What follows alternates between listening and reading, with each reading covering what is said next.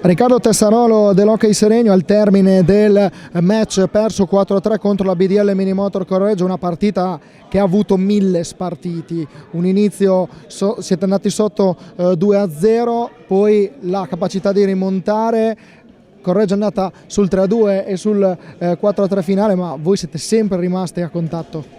Sì, sicuramente è una prova d'orgoglio, direi, perché andare sotto 2-0 comunque nella pista Correggio sappiamo essere una pista molto difficile, tornare sul 2-2 e dopo soprattutto la non bellissima prestazione che abbiamo fatto col Valdagno è un punto molto importante per il nostro percorso, perché ci serve e ci fa capire, insomma, che valiamo anche noi. Ecco, quali sono le note positive di questo incontro per voi? Beh, sicuramente abbiamo giocato, che non è da poco, abbiamo tenuto palla, girato, creato occasioni, abbiamo difeso anche discretamente, a parte qualche contropiede preso magari di troppo, però sì, abbiamo fatto molti passi avanti rispetto alla scorsa partita soprattutto.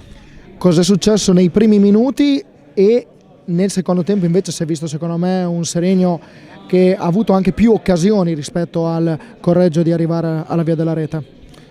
Primi minuti probabilmente abbiamo patito la pista, abbiamo partito una squadra comunque come il Correggio che parte, pressa forte e fa gol davanti alla porta. Quindi sì, abbiamo patito un inizio sottotono nostro sicuramente. Invece nel secondo tempo?